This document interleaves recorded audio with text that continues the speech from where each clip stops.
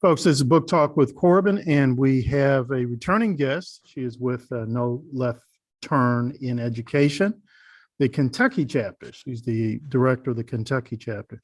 Now, sis, No Left Turn, this is No Left Turn Kentucky chapter is obviously part of a national organization. Is that correct? Right. Yes, it is. And when was that?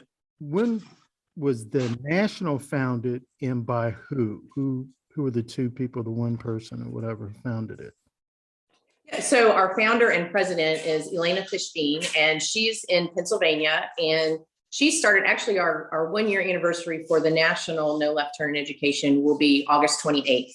And then I joined the national organization in September or October, probably the end of September, and then started the Kentucky chapter in January. And we just had a national chapter head meeting last night.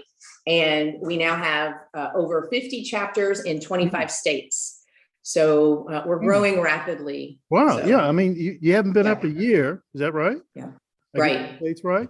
So already you've got half the state, half the country, basically. Right. And there's some states where there aren't any chapters because there are fewer issues, and there's also other parent organizations that are doing similar work to what we're doing. We tend to focus strictly on the indoctrination aspect of what's happening in the schools, where some of the other organizations will focus on other things. So we try to keep our focus narrow and allow and collaborate with the other organizations who are doing some of the other things. Now, I've noticed here in Kentucky, I mean, you guys are really active. Didn't you just return from Frankfurt and did what again?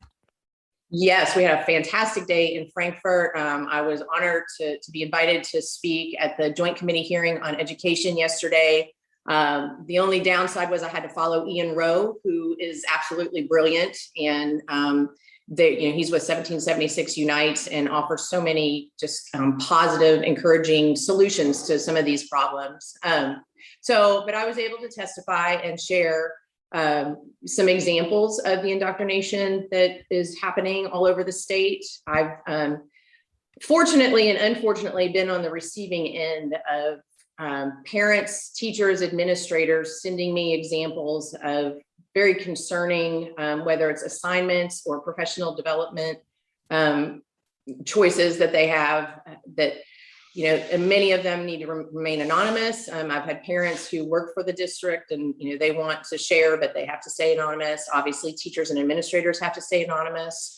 It's unfortunate, but I was able to share a few of them with the committee yesterday, and they seem very receptive. They're debriefing today and are, talking about what the next steps are.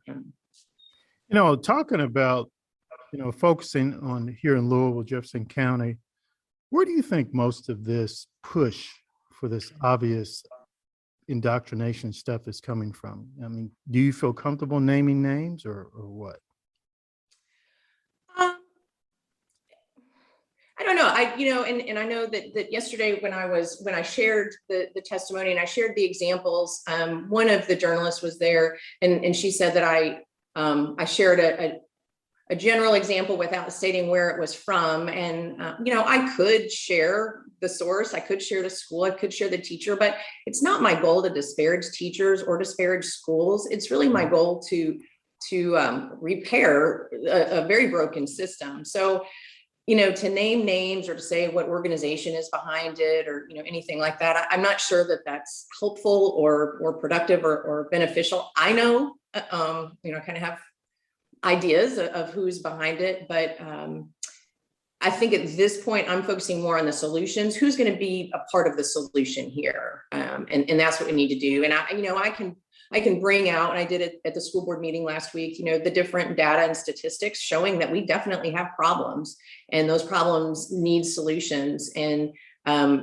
I think focusing on the different entities involved and who the opposition is and things like that, that will lead you down a rabbit hole that's not productive. So I try to stay focused on the solutions. And I know yesterday, Ian Rowe talked about the, what did he call it?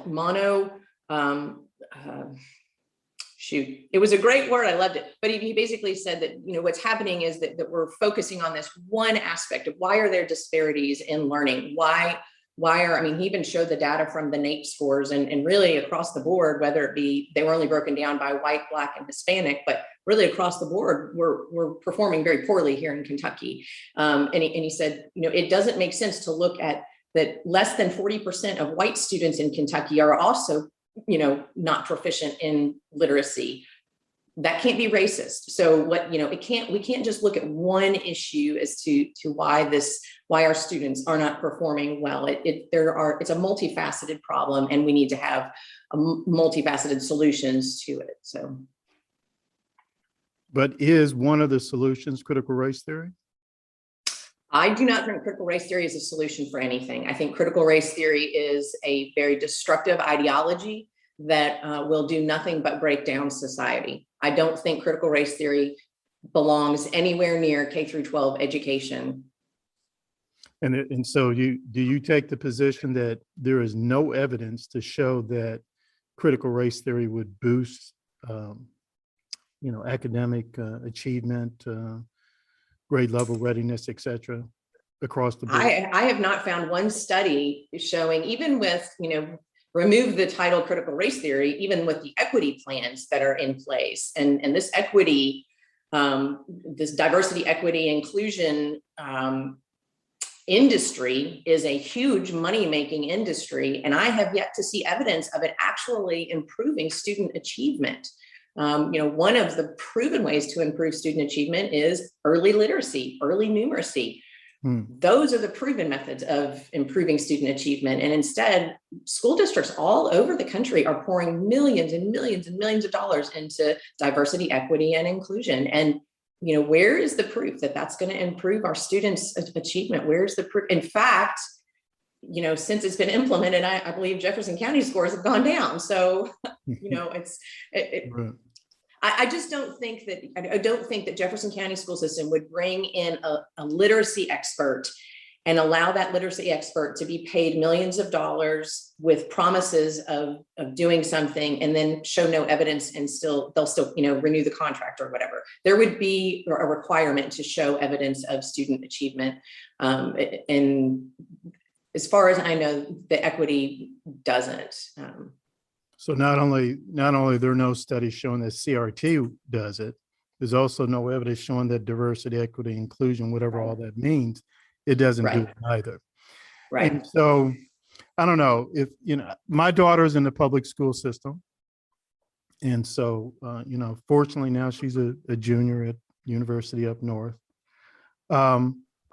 If she was still in the public school system, I would be concerned because I guess I'm sort of old fashioned.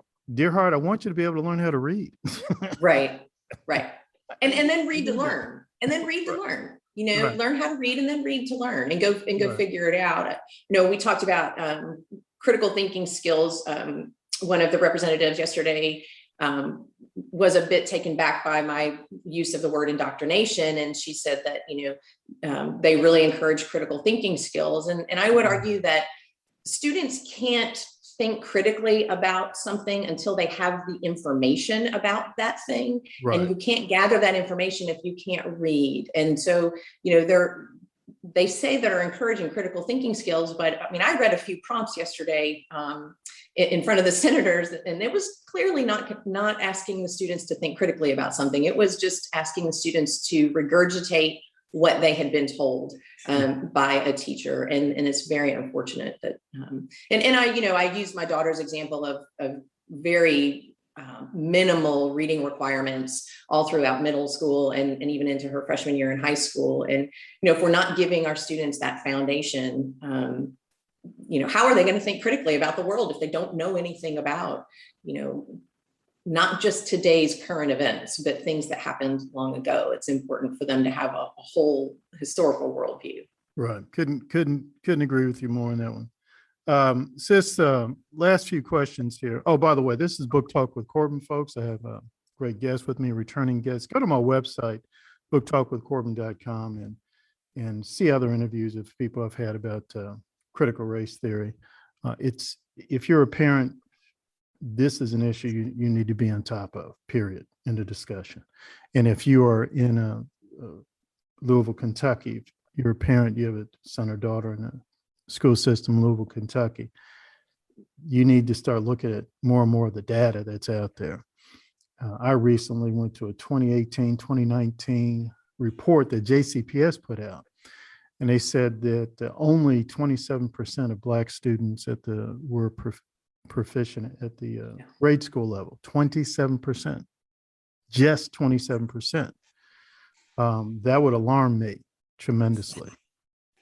Well, and then, so just this past week, United Airlines has said that they're committed to hiring, a diverse pool of pilots, and they want to hire more minorities and more women.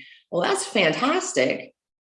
Well, we better make sure that we're providing that pool for them. I mean, they're probably going to have slim pickings in JCPS because, there's no culturally relevant flying. There's no anti-racist math in the cockpit. I know a little bit about it, and I'm pretty sure that good enough isn't really okay in the cockpit. You actually have to be pretty precise. And I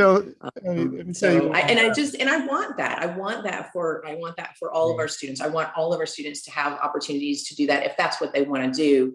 But they're not going to be able to do that if they don't have those foundational skills. And that's what I'm really trying to encourage our school district to focus on. And let's, the social emotional learning, the culturally responsive teaching, the intersectionality, you name it, whatever name you want to give it, that is not what is going to get them into the cockpit if they want to fly for United Airlines. It's just not. Yeah. And speaking as a person I used to have a nonprofit organization. I went through 3 passports. I was flying that much. And, it says not one time did I ask myself, well, do you have a culturally diverse pilot? Here's what I was asking. Are we going to go up in the air? Okay. We're going to land? Okay. We good, dog. We fine. Exactly. I don't care what you are. Right. And I think that most people feel that way. Same with my doctors. I don't really care. Right. I don't care if you're a purple unicorn who thinks you're a rainbow. I don't care. Just tell me that you know what you're doing when my life is in your hands. Right. And then do it. Right. Yeah. It's like get rid of cancer. Right. But if we really want a diverse pool to choose from, then we need to make sure that we're providing those foundational skills. So I'm all for that. I think that's great. There's, again, you kind of go back, there's a few other things involved as to, why aren't there more female pilots? Well, I know what the life of a pilot looks like, and I can tell you why there's not more female pilots, and it's just, there's more to it than just, it's not sexism. It's not always racism. It's not, it's not those things. There's so many other, issues involved in those things. And I think that we do an injustice to society to just focus on that one issue all the time. It's just, and that's what CRT does. And like you said, it's just not the way the world operates. If you really look at things intensely, like a Dr. Thomas Sowell or the late Dr. Walter Williams, I mean, they've put out books time and time again to show that. Right. So just let me conclude with this. Are you seeing much success around the Commonwealth of Kentucky in opposing CRT? Yeah, I am. And I will say that, well, first of all, our group's almost at 900 members, which has happened overnight. So I found myself in a flurry here lately. So that's great, because what that means is that parents are waking up and are realizing sort of what's going on. And it's not that they're ready to go barging into schools and things like that so much as they're just going to pay attention. They're going to be paying attention to what's being taught. They're going to be paying attention to the curriculum. And because parents are the primary custodians of their children, it is the parents' primary responsibility to make sure that what they're being taught is appropriate. And I think that that's the great thing, that parents need to reclaim that responsibility for their children. So I consider that a success when parents are getting engaged and involved. We also, have we've been to Frankfurt. We have the attention of legislators, and while it's not necessarily ideal for these things to be coming from the state level, it's just going to offer us a little more leverage when we go to fight these things, when we say that these things are inappropriate in our classroom, and then we have, legislation behind us supporting that. One of the things that I think that they're going to hopefully be working on is transparency. So that's going to be a huge success. And actually, I had lots of teachers in No Left Turn, and I don't know why some of the media likes